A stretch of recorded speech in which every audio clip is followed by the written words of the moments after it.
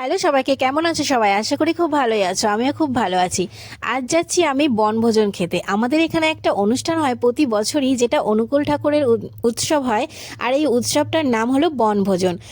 তারপরে রাস্তা দিয়ে যাওয়ার সময় দেখি সবাই খেয়ে খেয়ে বাড়ি চলে যাচ্ছে, আর আমি মনে হয় খুব লেট হয়ে গেছি। এসে দেখি অনুষ্ঠান পুরো কমপ্লিট। আমি একটা বড় কোণে প্রণাম করে এদিকে খাওয়ার দিকে চলে এসেছি। খাওয়ার দিকে এসে দেখি তো এখানে প্রায় সবারই খাওয়া হয়ে গেছে, আর সবাই বাড়ি যাওয়ার জন্য তাড়াহুড়ো করছে, আর আমরাই সবার লাস্টে এসেছি।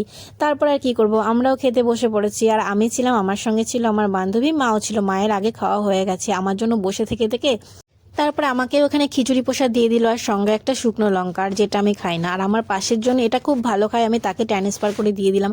আর সঙ্গে এখানে আলুর দমও ছিল। আর খিচুড়ি আর আলুর দমটা আমার খেতে ভালো লাগে, তাই আমি যেখানে খিচুড়ি হয় সেখানেই যাই। তোমরা অনেক ভিডিওতেই দেখো।